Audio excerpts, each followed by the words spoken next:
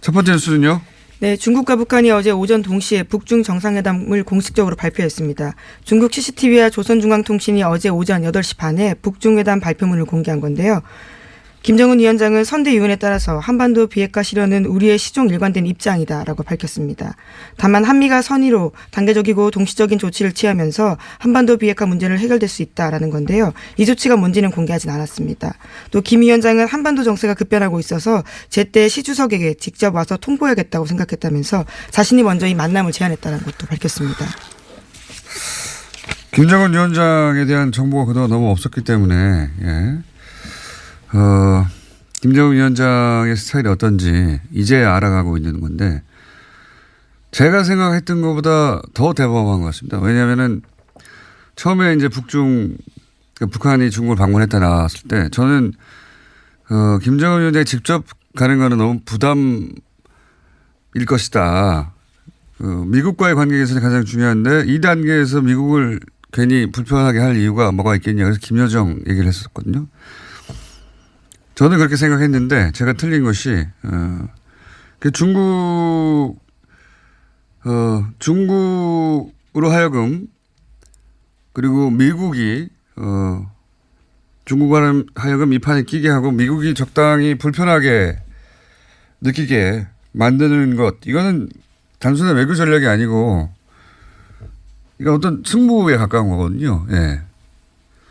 그거는 무슨 외교를 담당하는 부서에서 낼 수 있는 전술이라기보다는 김정은 위원장이만 해야 할 수 있는 겁니다. 이건 생각보다 훨씬 더 대범한 것 같아요. 예. 그 기준으로 앞으로 일들은 우리가 생각한 상상 범위 이내를 넘어서서 벌어질 가능성이 높다. 다시 한번 확인하게 되는 사안입니다. 이게. 예. 네, 공식적으로 계속 확인이 되지 않아서 어제 오전 저희가 아침에 이야기할 때까지만 하더라도 추정된다라고 했었는데요. 네, 그 직후에 이제 확인이 된 겁니다. 누가 가느냐, 네.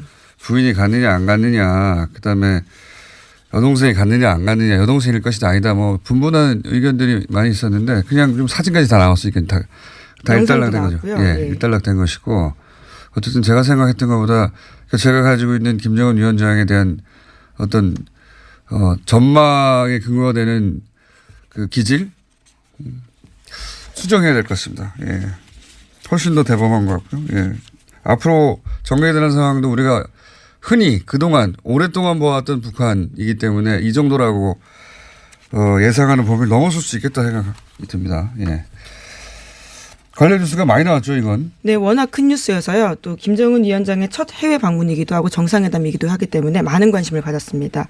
북한이 먼저 밝힌 바로는요. 노동신문을 통해서 이야기를 했는데 평소보다 2면 더 늘려서 8면 발행했습니다. 그러면서 김정은 위원장의 방중과 북중 정상회담을 상세하게 보도했습니다. 대부분의 기사는 중국의 환대에 초점이 맞춰져 있는데요. 비핵화에 대해서는 상세하게 설명하지 않으면서 그냥 의견을 나눴다라는 정도만 되어 있습니다. 또 뿐만 아니라 동행한 부인 리설주에 대해서도요. 수차례 언급하면서 시주석 부인인 평리위안 여사의 카운터파트 역할을 했다라는 것도요 보도하고 있습니다. 예. 북한 노동신문을 이제 직접 접하기 어려우니까 일반인들은 중앙일보를 보시면 됩니다. 중앙일보에 어떻게 환대받았는지 아주 자세히 나와 있습니다. 제가 그래서 이거 보고 이 노동신문이 할 일을 왜 중앙일보가 하고 있는지. 예. 중앙일보의 목적은 반면 우리 문재인 대통령은 혼밥했다. 문재인 대통령의 국제적 위상은 매우 낮다. 이 말을 하고 싶었던 거거든요. 노동신문 대신 중앙일보를 보셔도 됩니다. 자, 다음 뉴스는요. 네, 트럼프 대통령도 관련해서 입장을 내놨습니다. 자신의 트위터에 쓴 글인데요. 김정은이 그의 인민과 인류를 위해 옳은 일을 할 가능성이 높다라고 평가했습니다. 그러면서 자신들의 만남도 기대한다라고 밝혔는데요. 시진핑 주석이 앞서서 김정은과의 만남이 매우 잘 됐고 김정은이 자신과 만남을 고대하고 있다라고 메시지를 전달했다라고 했습니다. 미국은 뭐 혼자서 북한과 관계를 만들 수 있었던 상황에서 변한 거죠 이제. 예. 중국도 고려해야 되는 상황. 그런데 싫어도 싫다고 할 수 없는 지금 상황이고 노릇이니까. 외교가 아주 복잡하고 스피디하게 돌아갑니다. 국제외교가. 자, 또 있습니까? 관련 뉴스가? 네, 한국 정부도 북중 정상회담 성사에 대해서 환영한다라는 반응을 보였는데요. 앞으로 있을 남북, 북미 정상회담에 긍정적 영향을 미칠 것으로 예측한다라고 밝혔습니다. 또 한반도 비핵화를 위해서 한미 양국의 단계적 조치가 필요하다라는 김정은 위원장의 발언에 대해서도요. 진위를 분석할 필요가 있다라고 판단하고 있다고 하는데요. 오늘 청와대 양재츠 중국 공산당 정치국 위원이 방한할 예정입니다. 그래서 그와 관련해서 이야기를 들을 예정이라고 합니다. 저는 이 관련 전체 뉴스 중에 뭐 김정은 위원장 스타일이 이렇구나 다시 한번 파악하게 되는 기회가 된 점 하나하고 중국에서 양재츠 위원인가요? 네, 예. 그렇습니다. 양재츠 위원을 우리한테 보내는 거 아닙니까? 예. 북한하고는 이런 얘기가 오갔고 무슨 궁금한 내용에 대해서 알려주겠다는 거죠. 네, 우리가 시진핑 주석 특별대표 자격으로 온다라고 합니다. 그러니까 우리가 특사 보냈듯이 북한 만나고 나서 미국, 중국, 일본, 러시아에 특사 보냈잖아요. 근데 중국도 그 내용을 설명해 주러 오는 거예요. 예.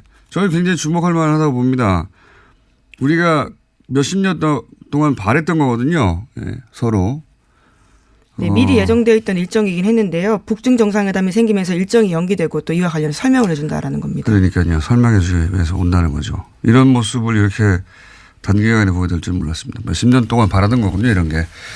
어쨌든 외교는 굉장히 복잡하게 돌아가는데 반면 이 모든 상황에서 빠지고 있는 일본이 이제 충격이 크겠죠. 예. 네, 그래서 아베 신조 총리가요. 어제 공식적으로 밝히기로는 관련해서는 중국 신화통신 등 언론 보도를 통해서 파악하고 있다라고 밝혔습니다. 그래서 일본이 2차 충격에 빠져 있는데요. 진짜 재팽팽식이 일어났다는 사실을 확인했기 때문입니다. 네, 이 상황 전개에 있어서 일본은 누구로부터 환영받지 못하고 있는 상황인 것 같고요. 자, 이 내용은 저희가 앞으로도 계속 다루겠습니다. 한반도 전체에 영향을 미치는 뉴스라. 다음 뉴스는요? 네, 소위 세월호 7시간이 검찰 수사 결과 밝혀진 부분이 어제 발표됐습니다. 박근혜 정부가 밝힌 시간대별 대응이 대부분 거짓말이었다라는 건데요. 우선 세월호 참사 당일 10시 7분부터 9분 사이에 김장수 전 실장이 세월호 사고를 보고하기 위해서 박근혜 전 대통령에게 전화를 했는데요. 받지 않았다라고 합니다. 또 한 번 걸었지만 받지 않아서요. 결국 안봉근 전 비서관이 직접 관사를 찾아갔습니다. 그래서 침실 앞에서 박근혜 전 대통령을 수차례 불렀고 그제서야 박 대통령이 밖으로 나와서 보고를 받았다라고 합니다. 그렇군요. 검찰 조사 결과인 거죠. 7시간에 대한. 예. 저는 여전히 당일 오전은 청와대가 아닌 다른 곳에 있었을 수도 있다는 나름의 가설을 계속 유지하고 있습니다만, 예, 그건 별개로. 지금 보도 결과로만 봐도 대통령 자격이 사실은 전혀 없었다는 게 충분히 드러났어요. 예. 보면은 뭐 11채나 보고했다고 하는데 실시간으로 보고됐고 계속 다 알고 있었다. 거짓말이었습니다. 예, 다 거짓말이었고 11차례 보고는 11차례 메일을 보냈다는 거죠. 예. 네, 그리고 그 바쁜 와중에도요. 결국 오후 그리고 저녁에 한 차례씩 보고했다라고 합니다. 네. 그 메일을 한 번도 안 읽었다는 거죠. 그리고 실제 오후 저녁 한 차례씩 그 보고서를 모아서 줬는데도 그걸 안 읽은 게 분명해요 보니까. 왜냐하면은 도착하자마자 구명조끼 얘기를 했잖아요. 네, 그렇죠. 예, 박근혜 전 대통령은 조사에 응하지 않았기 때문에 이에 대해서는 직접 확인을 하지 못했다라고 하는데요. 우선 통상의 방식이 협탁에 보고서를 놔두고 갔다라고 합니다. 그래서 읽었는지 안 읽었는지는 전혀 모르는 상황이라고 스태프들도 밝히고 있습니다. 그러니까요. 사고 나서 1시간 만에 보고서를 작성해서 가가지고 무슨 봉화 시대도 아니고 직접 달려가 갔다는 거 아닙니까 관저에. 그리고 나서는 만난 것도 아니에요. 테이블 위에 놓고 나왔다는 거고. 그리고 이메일 11차례 보냈다는 것도 다 모아서 오후하고 저녁에 한 번씩 보고했는데 이것도 내용 파악이 안 된 것이 예. 처음에 오자마자 한 말이 구명조끼. 읽고 있는데 왜 발견하지 못하냐라는 엉뚱한 소리를 했습니다. 그러니까 안 읽은 거고 보고도 못 받은 겁니다. 실제로는. 아무 내용을 모른 채 거기 그냥 머리만 하고 간 거예요. 그게 밝혀진 거죠. 네, 심지어 그 중대본을 가는 것도요. 최순실 씨의 결정이었다라고 합니다. 최 씨가 권했고요. 이에 대해서 박근혜 전 대통령이 받아들였다라고 하는데요. 그날 오후에 최순실 씨가 청와대 관저에 있었다는 사실은요. 이번에 처음 밝혀진 내용입니다. 그게 새로 밝혀진 내용이죠. 특별히. 예. 사실 이 청와대에 박근혜 정부 시절에 청와대가 그 7시간 관련해서 내놓은 관련 자료나 발표를 사람들이 아무도 믿지 않았죠. 그때부터. 그렇기 때문에 실제로 밝혀진 거는 최순실 씨가 거기 가서 예, 회의 직전에 회의를 하고 갔다. 요게 밝혀진 것 같고요. 이렇게 처음부터 끝까지 다 세월호 관련 거짓말을 한다는 사실을 확인한 이상 저는 세월호 관련 당시 발표들 역시 근본적으로 기본부터 다 다시 되짚어봐야 된다고 생각이 듭니다. 네, 기본부터. 관련해서 그 항적 발표부터 시작해서 정부가 내놓은 항적이 사실은 항적은 단 하나만 있어야 되거든요. 그날 딱 한 번 단 하나의 배가 만든 항적이기 때문에 근데 정부가 내놓은 항적은 버전이 여러 가지예요. 그 자체가 있을 수가 없어요. 한 배가 한 번 움직였는데 어떻게 레이더도 다르고 AIS도 다르고 AIS의 버전도 다르고 있을 수가 있습니까? 4년 전에 있었던 일이지만 지금 되짚어 보면 말도 안 되는 발표였어요. 그러니까 항적이 다 다른 것부터 뭐가 진짜인지 왜 항적이 다른 건지 처음부터 다시 따져야 되는 겁니다. 예. 네, 정말 세월호 관련해서는 당시의 기록들을 하나도 믿을 수 없다라는 것들이 최근에 어제 나온 내용들인데요. 물론 검찰이 관련해서는요 불법 시술했다는 의혹에 대해서는 아니다라고 밝힌 바는 있습니다. 알겠습니다. 그 정황 혹은 물증을 찾아내지 못한 거죠. 예, 그 부분에 있어서는 관련 뉴스가 또 있습니까? 네, 이와 관련해서 자유한국당 논평이 눈길을 끌고 있는데요. 현재 야당뿐 아니라 시민단체, 소위 좌파 언론을 포함해서 7시간 부역자는 모조리 석고대죄해야 한다라는 주장을 했습니다. 어떻게 이런 반응이 나올 수가 있죠? 아니 7시간에 관련해서 청와대가 모조리 거짓말하는 게 드러났는데 왜 이걸 문제 삼은 사람들이 석고대죄해야 한다고 주장하는 거죠? 이게? 논리가 뭡니까? 네, 그러니까요. 소위 그때 굿했다라는 이야기. 그러니까 종교의식 참석했다라는 이야기가요. 정윤회 씨와의 미래설에 딴거 한 거 아니냐? 예. 예. 사실이 아니다라는 것들이 확인됐기 때문에 그에 대해서 이야기하고 있는 겁니다. 아니, 하지만 대통령이 내놓은 말이 다 거짓말인데 그게 거짓말이니까 이런 가설들이 나온 거죠. 이게 참 신기하네요. 네, 어떻게 이런 반응을 내놓죠? 업무를 잘못했다고 탓을 했으면 됐지 7시간 난리굿을 그토록 오래 벌릴 일이 아니다라는 주장까지 하고 있습니다. 7시간에 대한 이야기를 최근까지도 거짓말 했잖아요. 마지막까지. 네, 오히려 거짓말을 일삼던 세력에 대해서요. 다른 사람들을 공격하고 있습니다. 재밌네요. 심지어 세월호 7시간을 원망하며 촛불을 들었던 사람들도 예외가 될 수 없다라는 식의 주장까지 펼치고 있습니다. 참 신기합니다. 어쨌든 그런 반응이고요. 세월호 관련해서는 세월호 4주기니까요. 곧 4월 16일 관련해서 많은 기사들이 나오겠죠. 네.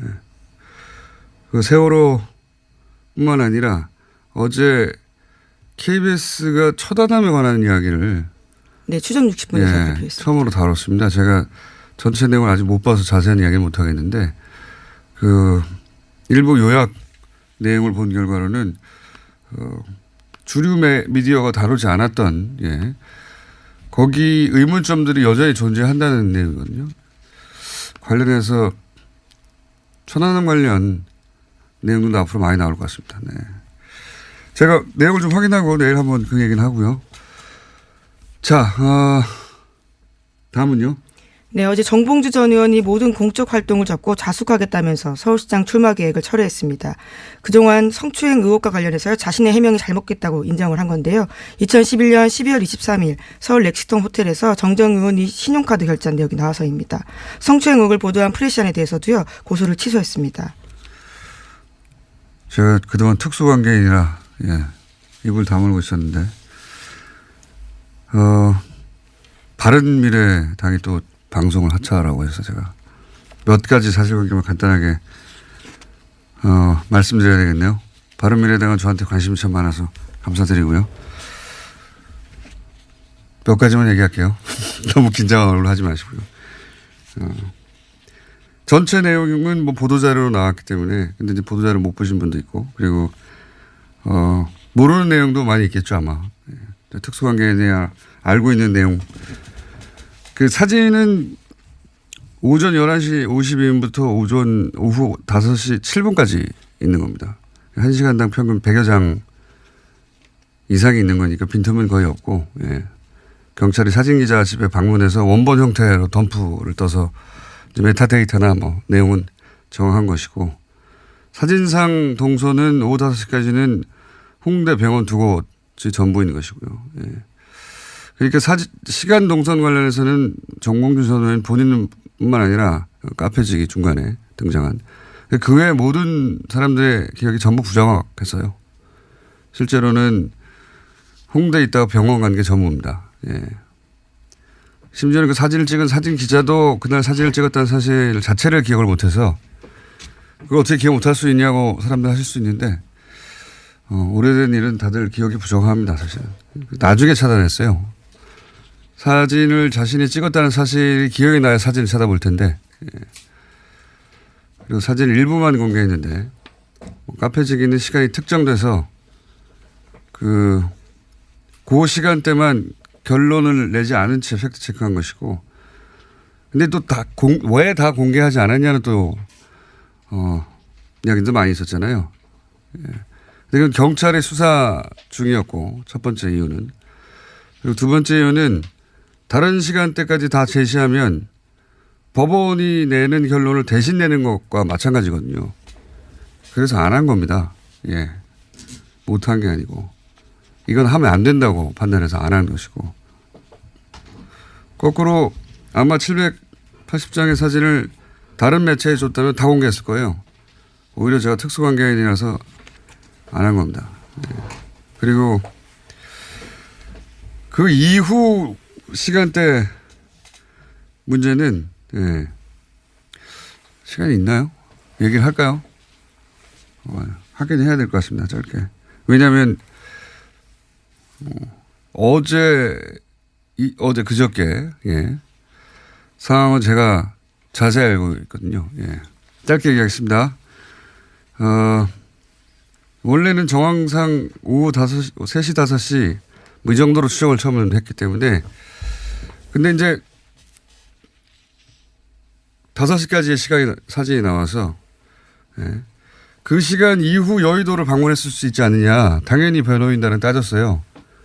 예.